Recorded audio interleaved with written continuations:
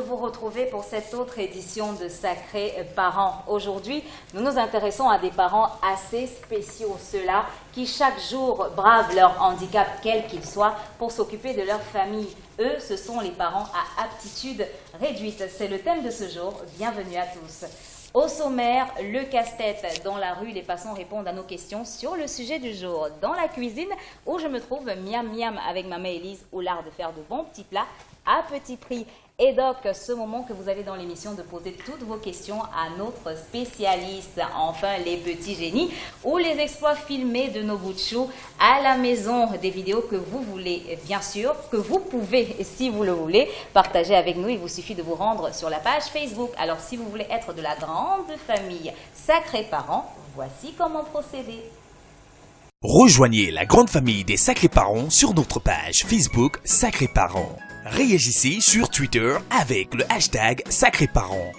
Retrouvez l'intégralité de cette émission sur notre site internet www.mymarabou.com.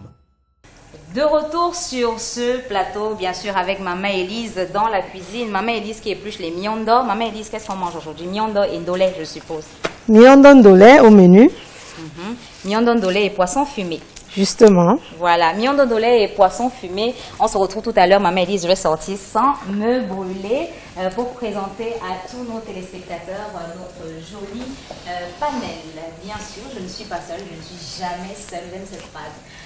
À ma droite, Jean Massé, informaticien, père de famille, qui a bien voulu accepter cette invitation. Bonjour et bienvenue. Merci, bonjour Tina. Comment tu vas aujourd'hui, Jean? Bien. Juste à côté de toi, Parfait qui est également père de famille, qui est avec nous aujourd'hui, à qui on dit bienvenue, Parfait.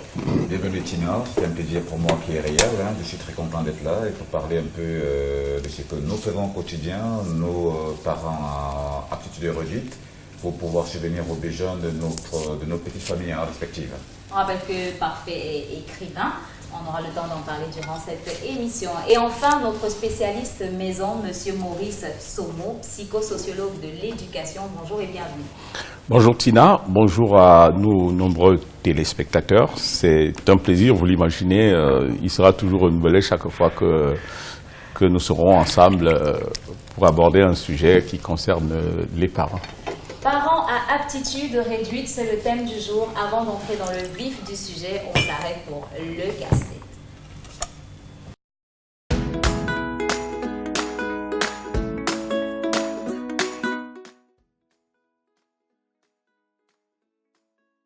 Parce que il ne faut pas qu'ils se disent que c'est pas parce qu'ils sont dans cette situation qu'ils ne peuvent pas. Parce que Dieu a fait la grâce à tout un chacun d'avoir l'amabilité, la capacité à pouvoir communiquer le savoir-faire, le savoir-vivre à son genre.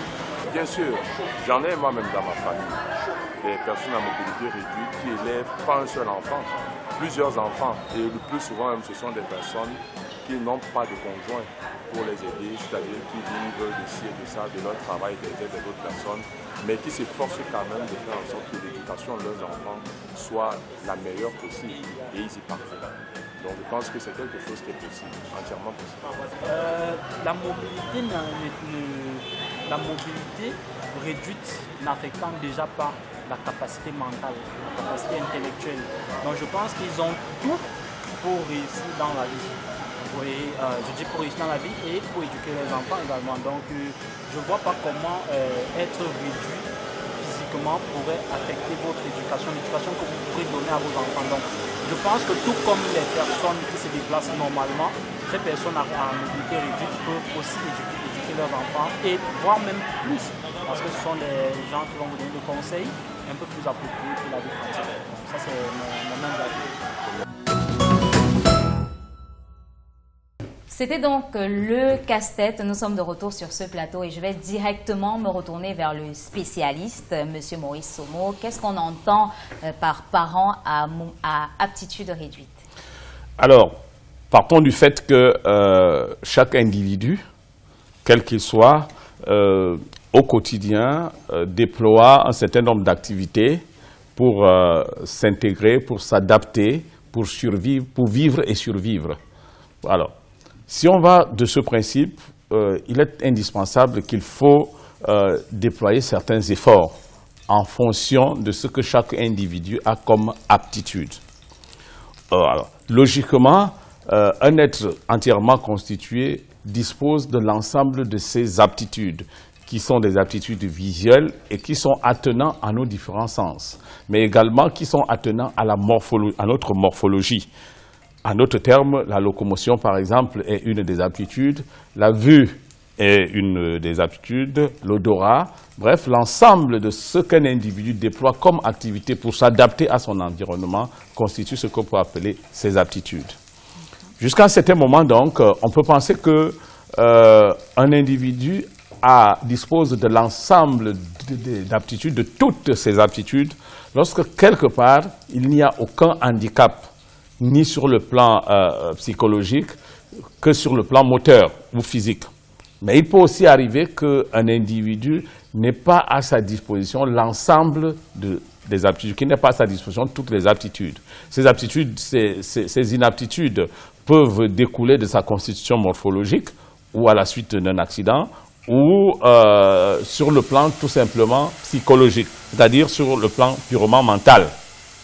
Donc, lorsqu'on parle de personnes à aptitude réduite, cela suppose qu'il ne dispose pas de la totalité de ses aptitudes comparativement à celui qui peut avoir la prétention d'en disposer.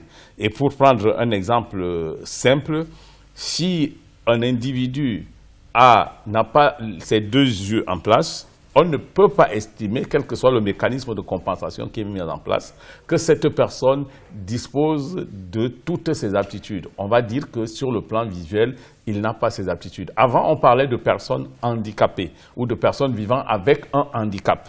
Aujourd'hui, cette perception assez péjorative de l'autre a évolué pour revenir donc soit à des personnes à besoins spécifiques ou particuliers, ou alors pour des personnes à aptitude réduite. Et dans le cas d'espèce, nous, Tina, nous avons voulu et souhaité utiliser l'expression aptitude réduite qui, à notre sens, nous semble plus appropriée et qui nous semble plus élégant pour parler de nos frères et sœurs qui, à un moment donné, ne disposent pas de la totalité de leurs aptitudes.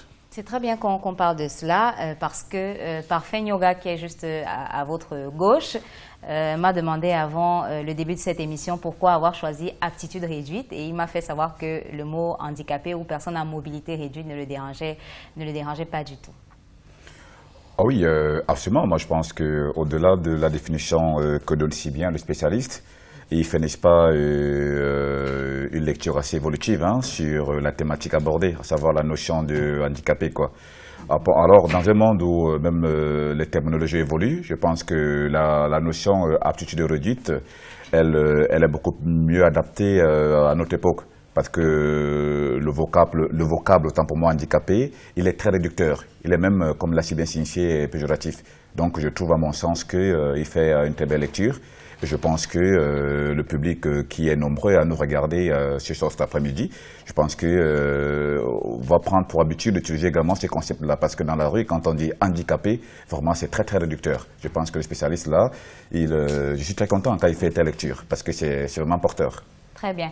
Sacrés Parents, c'est une émission qui parle de santé et surtout d'éducation des enfants. Vous êtes deux pères de famille. Donc, je vais commencer par Jean Massé, qui est informaticien. Et je vais te poser la question de savoir comment ça va avec ta famille au quotidien. Tu es père de 2 enfants et bien sûr marié. Comment est le quotidien? Le quotidien, c'est vivable. Pour ma part, ça va bien. Il n'y a pas de problème. Avec madame? Madame est une personne à aptitude réduite? Non. Non, c'est une personne valide. Nous, on va entrer un peu en profondeur. Comment est-ce que tu rencontres madame? Comment est-ce que je rencontre madame? Ok, c'est une longue histoire. C'est pendant que nous marchions, on se croise quelque part. Où ça? Ok, c'était à l'église. Oui, j'ai croisé madame. Quand je la croisais, elle finissait juste le second cycle. Et elle avait pour intention de voyager parce que toute sa famille est presque en Europe, où elle avait 3 blancs qui demandaient sa main. Et je suis donc entré dans sa vie pour mettre le désordre. Pour dire que tu ne vas pas partir et me laisser. Et fin de compte, elle m'a compris. Et Dieu voulant, nous sommes ensemble. Ok, avant de passer à autre chose, quel a été son regard sur toi? Est-ce que ton aptitude, le fait que tu sois à aptitude réduite, ne l'a pas un tout petit peu, à un moment donné, gêné? Non, ça ne l'a même pas gêné, tout au contraire, elle m'a encouragé parce qu'elle a fait sociologie. Elle m'a préparé, tout en me disant que je ne tienne pas compte du regard des autres. Que quoi qu'ils vont dire, elle a fait son choix. Parce que les autres pensaient à autre chose, mais elle a dit non. Je m'accroche sur toi. Très Donc, bien. pour elle, ça ne l'a pas dérangé. Très bien. Jean, elle est très, très épanouie dans son foyer. C'est une bonne chose. Parfait. Je vais, toi qui es écrivain, te poser la même question de savoir comment ça se passe quotidiennement dans ton foyer. Ah oui, donc je vais essayer de rectifier le tir. Donc je suis certes père de famille, mais je suis pour le moment pas en couple avec la mère de mon enfant. D'accord. Tout compte fait, j'essaye d'assurer le quotidien de l'enfant et de venir aussi au secours de la maman quand le besoin s'impose. Autant donné qu'elle a choisi, vu la pression de la famille, de faire sa vie avec un autre homme.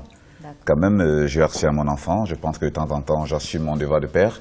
Et puis, on s'acceptait comme ça. Donc, au début, ça m'a un peu dérangé parce que c'est pas facile de supporter voir son enfant entre les mains d'un autre homme.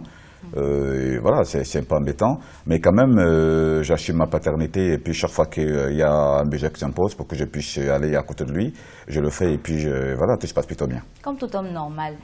Monsieur Somo, quelles sont les grandes catégories qui caractérisent les personnes, les catégories de handicap qui caractérisent les personnes à aptitude réduite? Oui, disons que, comme nous l'avons dit, pour catégoriser, il faut d'abord, dans un premier temps, évaluer les aptitudes d'un individu. Et nous allons les classer en deux grandes catégories. Il y a des aptitudes psychologiques, mentales ou morales, appelons ça comme ça, mettons là les aptitudes psychologiques, et qui ont une influence sur l'adaptation au comportement. Cela veut dire que le comportement étant essentiellement une réaction à une stimulation de notre environnement, il va de soi que pour apporter la réponse appropriée à une sollicitation de notre environnement, il faut mettre ici en branle l'ensemble de nos aptitudes psychologiques. Pour prendre un exemple tout simple, lorsque vous êtes dans la rue et que vous voyez un véhicule qui arrive, il y a votre dimension morale, mentale qui vous ordonne de passer ou de ne pas passer. Cette capacité d'analyse de l'environnement n'est pas la même pour tous les individus. Il y en a qui auront peut-être un petit retard dans l'analyse, il y en a qui n'ont pas une expérience suffisante de la vie pour analyser ça très vite et peut-être apporter le comportement approprié. Donc, ceux qui n'ont pas ces aptitudes à analyser l'environnement et à apporter une réponse appropriée aux sollicitations de cet environnement peuvent être classés dans le groupe de personnes à aptitude réduite sur le plan psychologique. Exact. Maintenant, il y a les autres aptitudes qui sont les aptitudes données par l'ensemble de nos sens, qui en réalité peuvent aussi intégrer des aptitudes dites physiques ou morphologiques. Je veux dire, on va commencer par les sens. En sciences naturelles, nous l'avons appris depuis le cours, notre corps a 5 sens. Bon, ça, on sait quels sont ces sens. Il peut arriver qu'un de ces sens soit complètement supprimé ou tout simplement atrophié. Et là-dedans, donc, on peut donc y mettre donc, ce deuxième groupe de personnes vivant avec une aptitude réduite.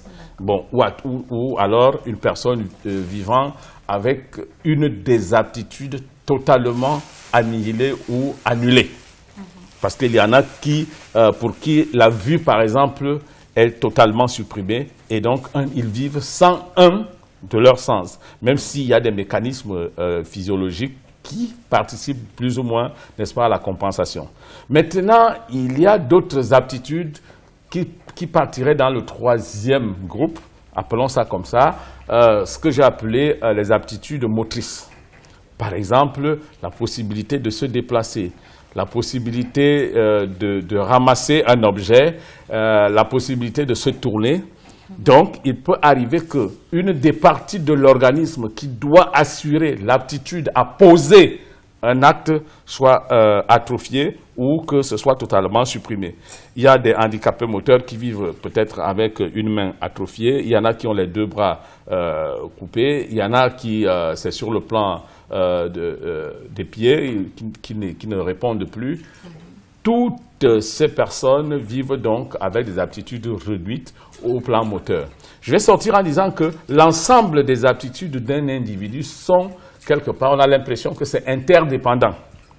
Vous voyez, c'est-à-dire que pour se déplacer, il faut déjà que sur le plan physique, sur le plan de la vue, qu'on ait la possibilité de savoir où on va et on analyse et comment on pose le pied. Avant de ramasser un objet, on analyse, n'est-ce pas, à partir de la sensation que ça brûle et qu'il faille prendre des dispositions, ainsi de suite. Donc, toutes les aptitudes étant interdépendantes, il va de soi que l'absence d'une des aptitudes peut poser un problème, même si l'organisme, je le disais tout à l'heure, crée des possibilités pour une forme de compensation, j'allais dire interaptitude. Donc, parfait, tu es écrivain. Je vais te demander comment est-ce que tu te lances dans ce métier, passion d'enfance, l'histoire. Oui, d'abord, je suis toujours assez ébloui quand je suis des interventions du spécialiste. Donc, il fait vraiment des lectures d'une manière très scientifique. C'est vraiment assez intéressant de voir comment il a maîtrisé vraiment la chose. Alors, votre question, je vais la répondre pour dire que je suis un intellectuel diplômé de l'université camerounaise. N'est-ce pas, j'ai fait des études d'histoire. Et ma passion pour la littérature, elle remonte depuis ma tendre enfance. C'est-à-dire que déjà, dès l'école primaire, j'ai beaucoup aimé la lecture. C'est-à-dire qu'étant tout petit déjà, quand j'entame le cycle secondaire, mes livres de chevet étant pour moi, c'était Mongo Betty. J'ai parcouru son répertoire. Et puis, bon, quand j'ai essayé de balayer un peu la société dans tout ce qu'elle nous présente aujourd'hui, je me suis rendu compte que peut-être il faudrait que je sois un peu un parolier pour les personnes à mobilité réduite. C'est-à-dire qu'en fait, il faudrait écrire des livres qui présentent un peu les difficultés au quotidien en vue d'apporter un peu une meilleure sensibilisation à leur émancipation sur le plan sentimental, sur le plan de l'emploi et même sur beaucoup de données. Vous savez que, comme si bien de dire, n'est-ce pas, mon frère Jean, lui, il a peut-être eu la chance de rencontrer une charmante femme, parce que sa femme vraiment elle est très charmante. Et Dieu merci, parce que déjà, elle est dotée d'une aptitude intellectuelle assez appréciable. Elle a fait sociologie, donc en fait, elle a fait des humanités, donc elle comprend l'homme. Ailleurs, vous allez dans des familles où on vous dit purement et simplement que voilà, vous êtes ce que vous êtes, ici on ne vous en veut pas. Elle déjà, qui était préparée sur le plan des études supérieures, à recevoir tout le monde, à voir dans chaque personne humaine, n'est-ce pas, une valeur digne qui doit être préservée et puis prise en compte. Je pense que cela a motivé également son choix. Donc on prend la plume pour écrire, c'est parce que quelque part on a balayé la suite du regard et qu'on a observé que peut-être il y a un handicap, il y a des mots dont on veut dénoncer, il y a une rectification sur le plan sociétal dont on veut apporter pour qu'il y ait, n'est-ce pas, un meilleur équilibre. Je me dis, peut-être pour essayer d'être un peu plus court, j'ai été écrivain depuis le ventre de ma mère, c'est-à-dire que j'ai toujours aimé la littérature, et puis bon, je me dis sans elle, peut-être je n'y serais pas, parce que pour moi c'est ma raison de vivre. D'accord. Parents aptitude réduite, c'est le thème du jour sur Sacré Parents. Si vous nous rejoignez à l'instant, nous sommes en compagnie de Jean de Parfait et bien sûr de Monsieur Maurice Somo, psychosociologue de l'éducation. Nous continuons dans cette émission. On va aborder l'aspect parents-enfants. Quelles sont les relations, Jean, que tu as, quel est le type de relation que tu as avec tes enfants? Quel est le regard qu'ils ont sur leur père? Le regard que mes enfants ont vis-à-vis de moi, le regard il est fusionnel. On passe des meilleurs moments tous ensemble. Ils n'ont pas de remords, ils n'ont pas de la pitié pour moi. Donc ils sentent que papa joue son rôle à travers eux. Quand il faut quelque chose, papa répond. Quand il faut ceci, papa se lève et attend. Donc nous sommes en parfaite perfusion. Comment je vais dire? En entente. Oui, oui. À partir d'un certain âge, ou alors jusqu'à un certain âge, les enfants posent beaucoup de questions. Ils ne t'ont pas posé de questions sur ton Non, oui, mon premier fils, il en a fait ça une fois. Il a posé la question de savoir pourquoi est-ce que je marche avec les béquilles. Mais c'est sa maman qui lui avait répondu rapidement que papa n'a pas les pieds. Et il répond à sa maman que mais voilà les pieds que papa a. Sa maman lui a dit quand tu vas grandir, tu comprendras Pourquoi je t'ai dit que papa n'a pas de pieds? C'est pourquoi il se déplace à l'aide de béquilles. Voilà, une maman quand même qui t'aide beaucoup hein, avec les enfants. Monsieur Maurice Omo, c'est un aspect que je voulais soulever. Oui. Pas le mental, l'état psychologique dans lequel les enfants qui ont des parents à aptitude réduite peuvent se trouver généralement jusqu'à un certain âge. Oui, disons que parfaitement, au départ, les enfants posent sur leurs parents un regard qui n'a rien à voir avec leur morphologie lorsqu'ils sont petits.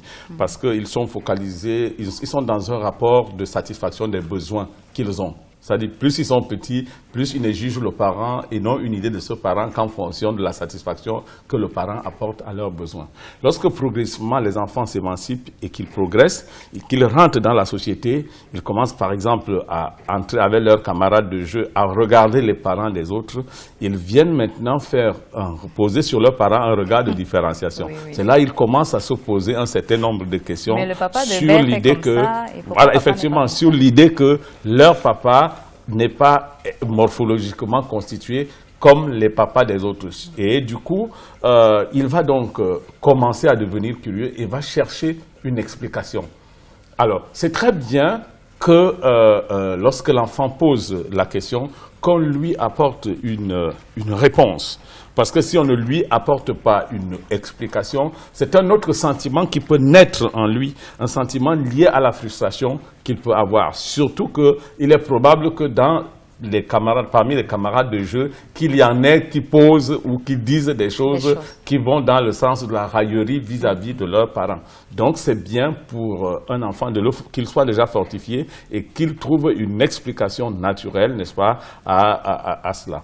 Je voudrais revenir sur un petit détail. Tu vois, il y a le handicap, on a toujours une idée négative du handicap ou de la réduction d'aptitude pour un individu en général, que ce soit pour le parent qu'il est ou pour tous les autres, qui a fait qu'à un moment donné, certains s'enfoncent davantage, mais il y en a qui surmontent ce handicap et vont plutôt faire des choses extraordinaires. Le principe psychologique est celui qu'on appelle la sublimation. Et vous allez constater avec moi que toutes les personnes vivant avec une aptitude réduite, en marge du principe de compensation que nous avons, vont appliquer le principe de sublimation. Ils vont faire certaines choses beaucoup mieux que le font des personnes dites normales. Je parie que quand vous entendez son discours, j'ai hâte, au sortir d'ici, de lire de ses œuvres.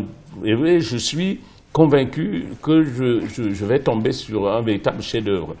Ce principe donc de sublimation font qu'à un moment donné, conscient de la réduction ou du handicap qui est le leur, ils essayent de prendre l'élan parfois beaucoup plus loin que là où le prennent les gens qui ont l'impression d'être déjà prêts pour le faire. Et finalement, ils font beaucoup mieux ceux qui ont la prétention d'être des êtres normaux. Donc, ce que je veux dire, c'est que ce soit dans la vie en général ou dans l'encadrement des enfants, vous aurez ici des parents particulièrement attentifs. Parce qu'en réalité, ils veulent démontrer à leurs enfants qu'ils peuvent faire tout autant. Et Jean, il a dit tout à l'heure, répond à tous les besoins de ses enfants. Je réponds à tous les besoins de mes enfants. Son message est suffisamment clair.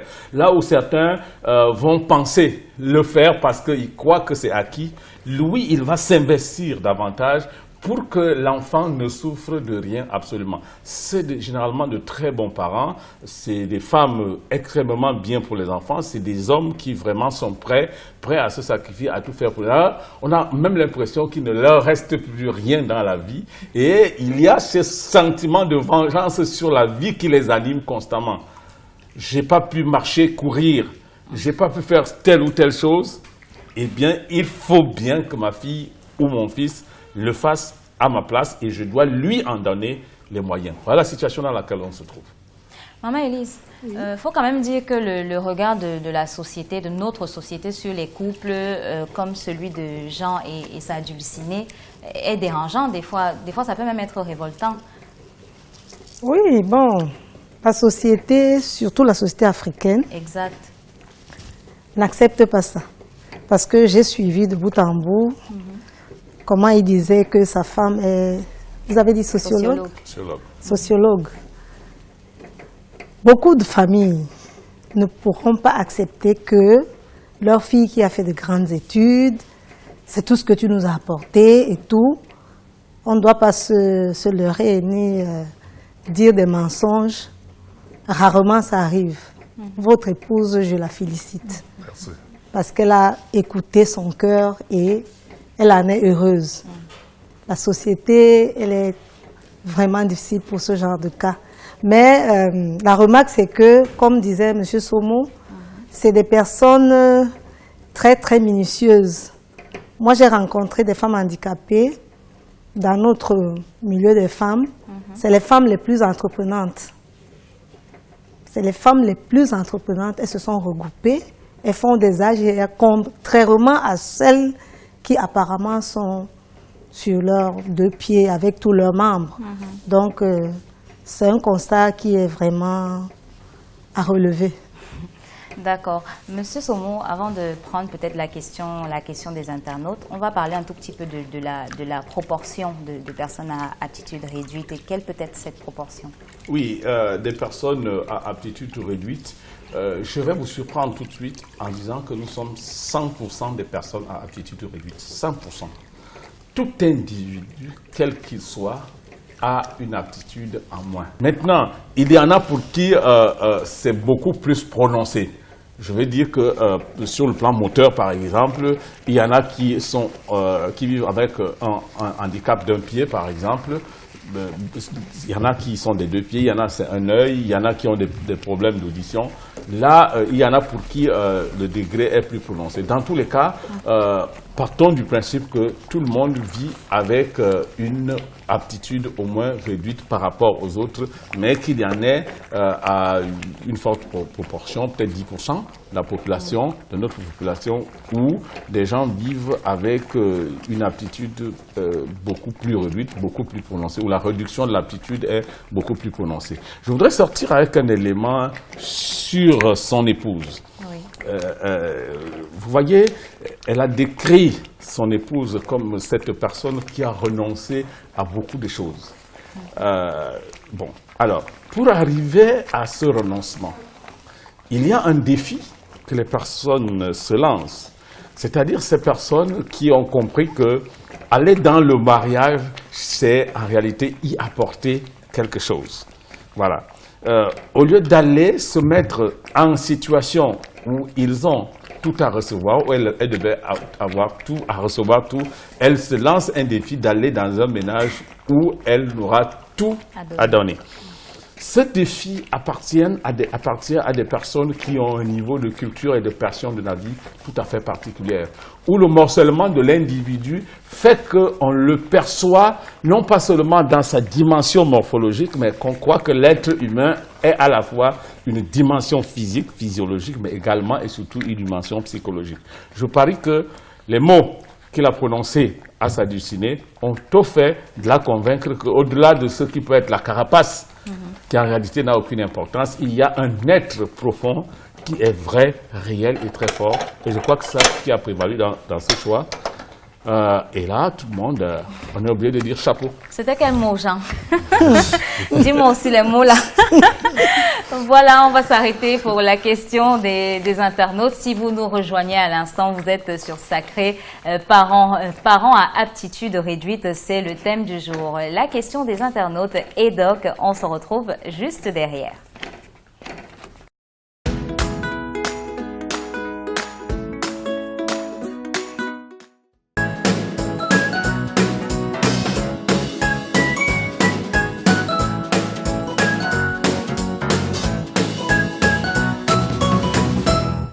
Et donc, ma fille, en pleine période pubère, est devenue rebelle et incontrôlable. Même le dialogue ne passe plus. Que faire?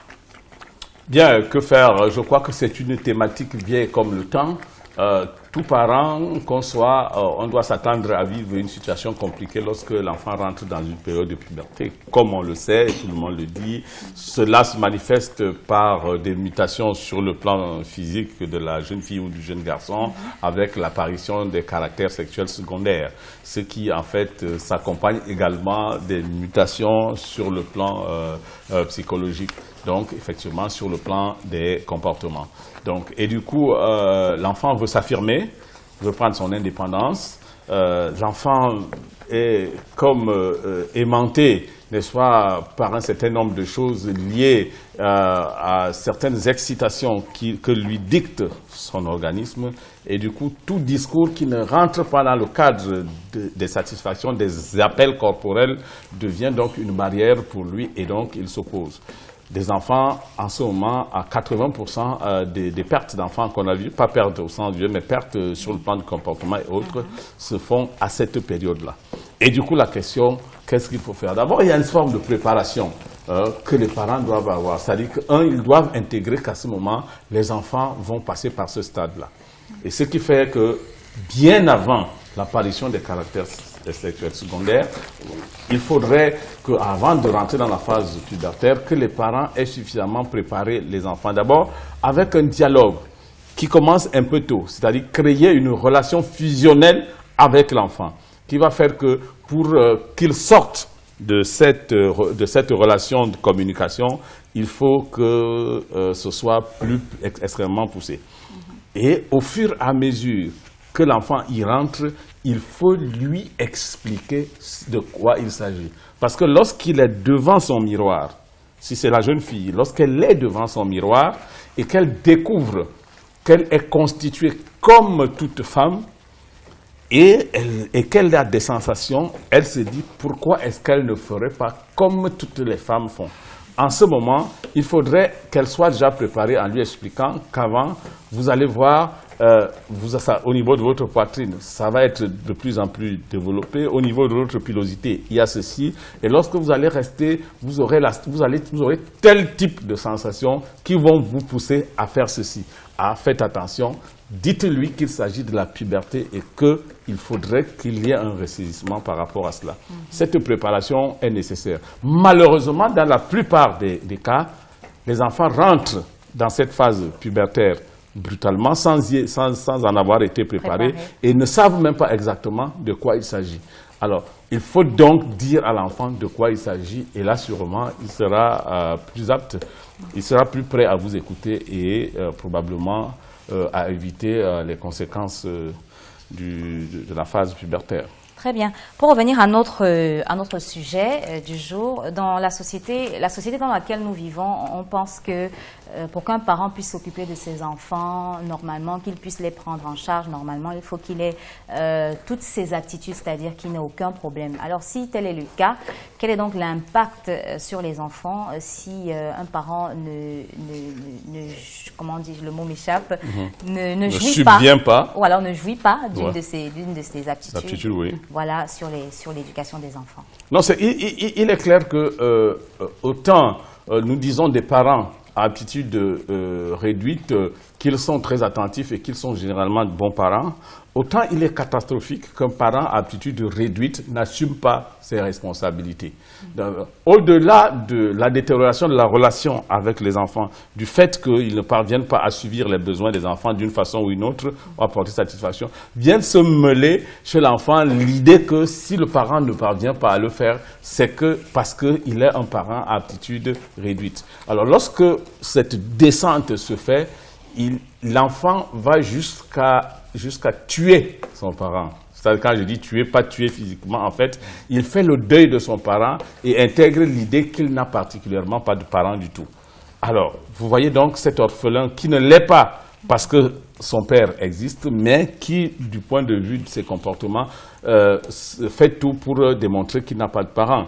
Il va commencer donc à entreprendre certaines choses, il y a même certaines déviances qui sont liées au fait qu'il n'y ait que l'autorité parentale que devrait incarner le père n'existe plus. Il y a ce qu'on appelle le modèle identificatoire. Un enfant s'identifie par rapport à ce qu'il regarde chez son père. Et du coup, il n'a pas de modèle identificatoire. On appelle ça une crise de modèle identificatoire, donc un manque de repères. Donc, ce sont des enfants qui vont présenter des attitudes de déviance ou qui, en réalité, vont se développer peut-être morphologiquement bien, mais mentalement, une structuration qui n'est pas appropriée pour une meilleure socialisation. Donc, il est un danger pour qu'un parent à aptitude réduite ne fasse pas convenablement, ou n'assume pas pleinement le rôle qui est le sien dans l'encadrement de ses enfants. Pour cela, on peut féliciter Jean et Parfait. Ah, absolument, absolument. Voilà. Donc, vous êtes la preuve, Jean et Parfait, qu'une personne à mobilité réduite ne devrait pas essayer de faire pitié, parce qu'une personne à aptitude réduite a toutes les capacités de sortir la tête de l'eau. D'abord, il n'y a pas d'eau, de réussir à s'occuper de sa famille et puis d'être une personne assez vaillante comme Jean, comme tu l'es, et une personne assez entreprenante comme Parfait. Oui, il faut le dire, hein, parce que l'histoire est pleine d'exemples. Vous avez connu, n'est-ce pas, vous avez été élève ou étudiante, je le sais. Alors, la grande crise économique s'est abattue sur l'Amérique des années 30. Alors, qui sort l'Amérique de la crise économique de 1929? C'est Roosevelt, c'était un polio. Tout à l'heure, le spécialiste a dit ceci, quand une personne à aptitude réduite s'investit dans une relation, j'entends relation, pas seulement relation sentimentale, mais tout ce qu'elle entreprend, elle s'y met. Elle s'y met parce qu'en réalité, nous sommes des perfectionnistes. C'est ce que nous voulons faire en fait. Absolument. Parce que tout à l'heure, elle a dit ceci, moi je dis à mon fils, je n'ai pas eu la chance de jouer au basketball, qui est mon sport préféré. Alors, un jour, il faut que tu sois un grand basketteur. Absolument. Vous comprenez ça? Donc, je m'investis dans une relation et il faut que je fasse tout pour que je puisse apporter plus que les autres. Mais seulement aussi, il ne faut pas oublier que la société telle qu'elle est constituée, elle va toujours faire un effort de vous attirer vers le bas.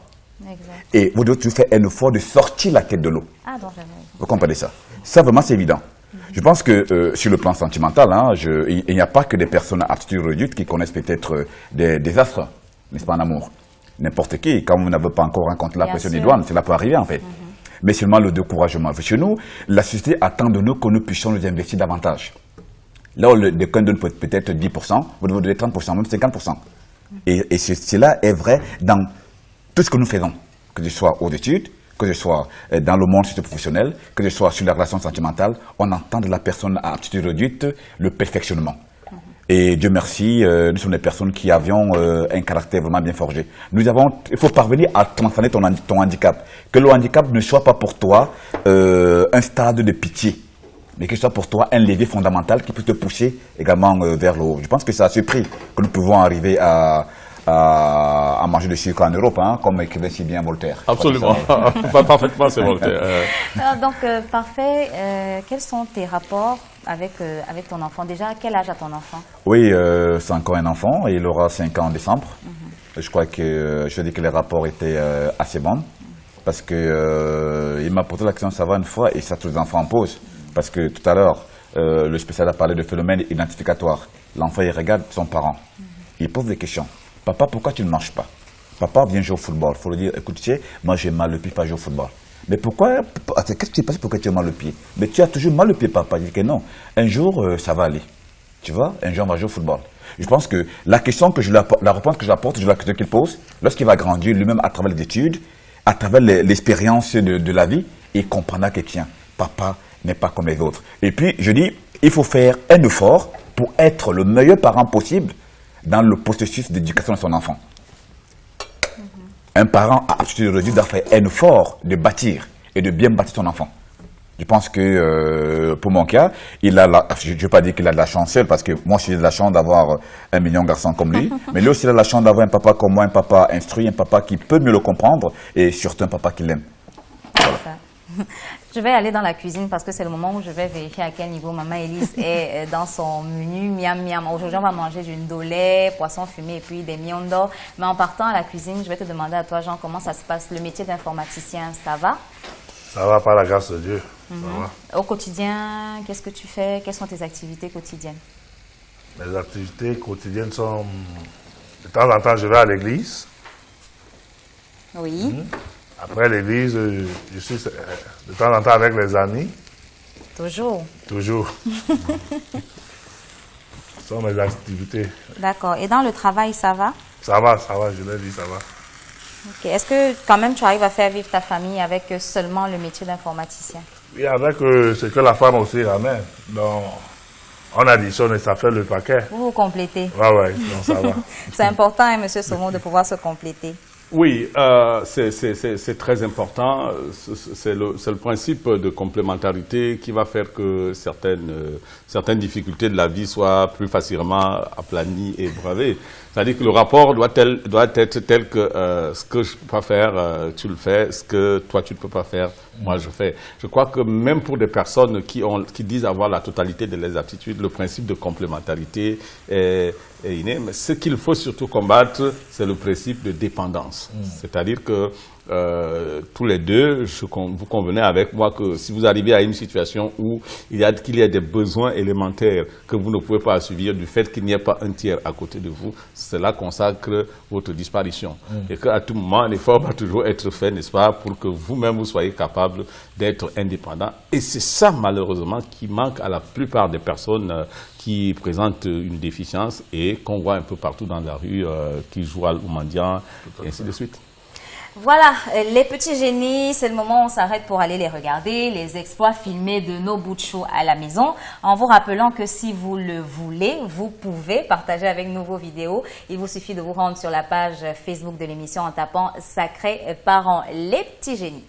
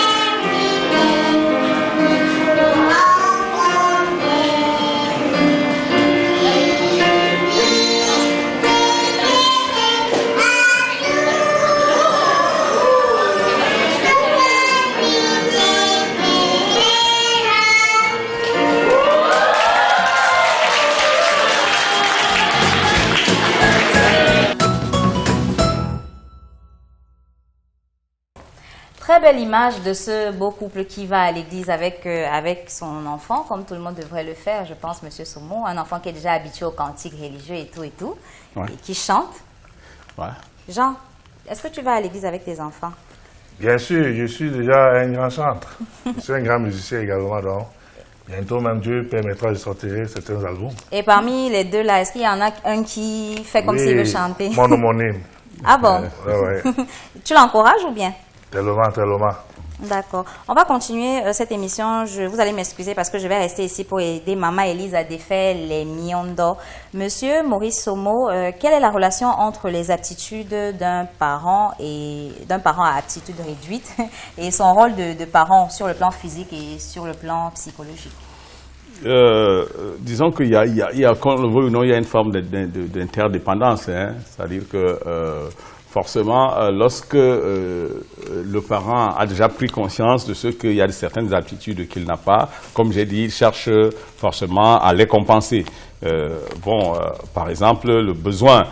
Vous savez, les besoins ont été étagés. Il y a par exemple les besoins élémentaires d'existence, hein, qui sont les besoins de manger, de boire, et ainsi de suite. Ces besoins qui sont exprimés par l'enfant doivent être satisfaits par le parent. Donc un parent qui ne peut pas apporter cela à ses enfants ça pose déjà problème. Donc, le premier combat, généralement, auquel tout bon parent, qu'il soit aptitude normale ou aptitude particulière, c'est d'essayer de donner à manger. Et vous allez constater que, comme je l'ai dit tout à l'heure, les parents à aptitude réduite, ils vont se rassurer que les enfants mangent et qu'ils mangent très bien.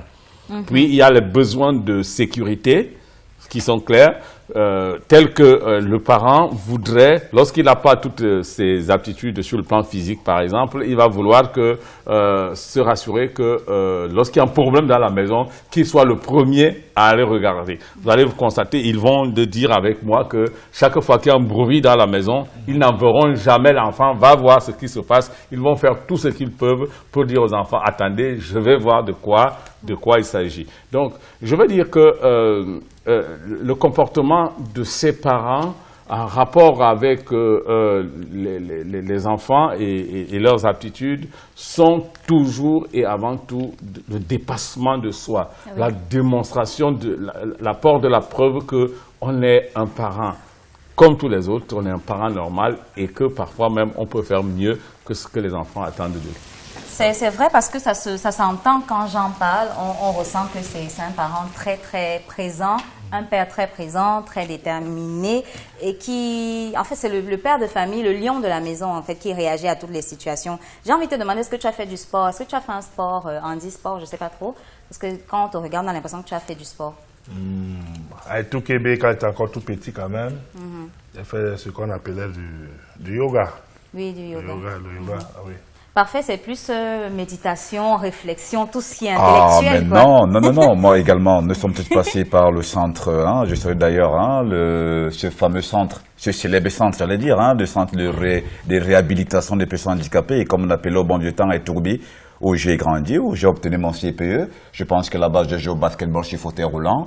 Et j'ai tellement aimé le basketball qu'à un moment donné, moi, voilà, dire que quand j'entre au collège 5 ans de Marais, j'étais un fan de Kobe Bryant, un fan de Michael Jordan, un fan de Scottie Pippen. Donc tout ce qui est basketball m'a toujours intéressé. Donc j'aime beaucoup le sport, mais beaucoup plus le basketball. Ok. Maman Élise, tu pourrais les écouter jusqu'à demain, en fait. Moi aussi. Demain.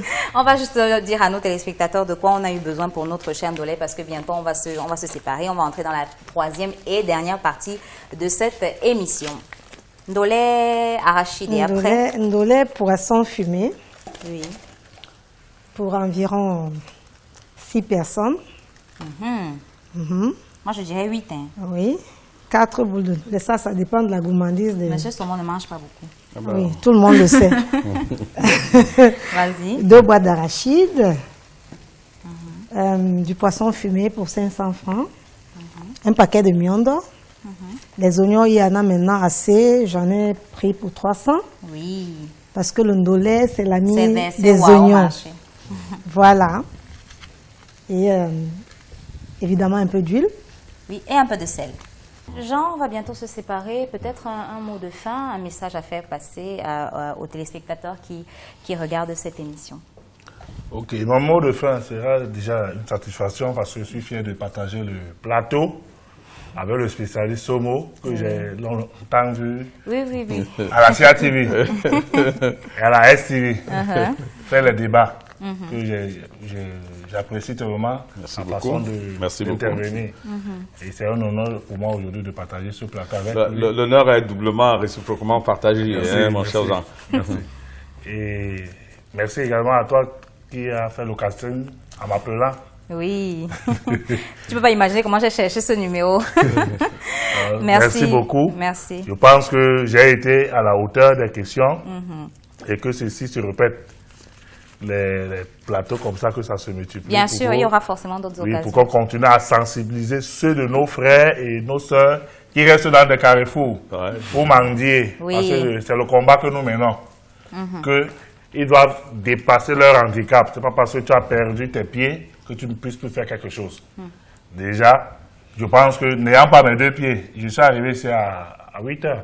Oui. Il t'a dit l'autre jour au téléphone que c'était moi qui l'ai ouvert ici. On s'était dit 10h30, mais il m'appelait à 8h30. Ah, je suis là. J'ai dit, d'accord. L'handicap, ce n'est pas un frein. Oui. Ça doit être, c'est-à-dire, quelque chose qui te donne du tonus, comme le disait le spécialiste, qu'on veut faire mieux. Exact. ceux qui ont les deux pieds. Et j'ai vraiment aimé l'émission d'aujourd'hui. Merci beaucoup. Merci à toi, Jean Massé. Le mot de fin de Parfait, Parfait Nyonga. Ah oui, je crois que mon frère a presque tout dit, surtout le spécialiste aussi. Je crois que nous sommes très contents. Moi, je suis très content de partager ces moments. Je pense que nos frères et sœurs qui nous regardent dans des quartiers et dans tout le Cameroun, ils seront très contents de ce que nous avons pu dire ici, ce que nous avons pu partager avec le reste des Camerounais. On espère seulement qu'il y aura d'autres émissions et que nous serons toujours invités parce que nous allons toujours reprendre nos pédants. Si ce n'est pas nous, je pense qu'il y a aussi une panoplie des personnes vivant avec le handicap, voilà, à qui sont en dehors et qui souhaitent également participer parce que la CRTV, n'est-ce pas, elle est vraiment au cœur de la nation. C'est ça le slogan mère. Et je pense que ça a été pour moi un très grand plaisir d'être à côté d'un spécialiste comme celui que nous avons là ce matin et qui a pu, n'est-ce pas, décrypter au quotidien. On a l'impression qu'à l'entendre parler, il a vraiment mené une thèse là-dessus. Alors je dis, je suis vraiment assez édifié. Merci. Aussi, je remercie la charmante présentatrice, qui a un charmant chéri d'ailleurs. Il ne faut pas oublier la maman que nous concocte, n'est-ce pas, ce charmant Pandolet, dont je relève le grand honneur de partager tout à l'heure sur cette émission. Merci beaucoup à tout le monde et que le Cameroun aille de l'avant, dans le processus de l'avancement des personnes handicapées. Merci, Parfait. Monsieur Somo, votre mot de fin. Je suis heureux d'avoir partagé ce plateau avec d'imminentes personnalités qui m'ont fait vibrer non seulement intellectuellement, mais affectivement. J'espère qu'au sortir d'ici, il va me dédicacer un de ses ouvrages. Merci infiniment. Voilà, notre Ndolé Emiondo est donc ready. Ouais, pour porter le Ndolé, vous êtes prête, vous n'avez rien fait du tout, c'est maman Elise qui a tout fait. Non, monsieur Somo, vous ne pouvez pas dire ça, mais j'ai défait les Miondo. Quand même, je vous ai facilité la tâche. Moi-même, je sais le faire, madame. Jean, ton plat préféré, c'est quoi? Le mbongo? Il y a le ndolé déjà. Voilà, ça il y a le coq et le mbongo. Parfait. Ah, moi, absolument le mbongo. Le mbongo. Et moi, tu ne poses pas la question. Non, je ne vais pas vous poser la question. Moi, je connais. Voilà, c'est ici qu'on va se quitter. Chers téléspectateurs, parents à aptitude réduite, c'était le thème du jour. Merci à Maman Elise pour ce beau ndolé. C'est très beau à voir et je suppose que c'est très bon à manger. On va se dire au revoir, se donner rendez-vous très prochainement en vous disant de garder un œil sur vos enfants. Sacrés parents pour des enfants sacrés.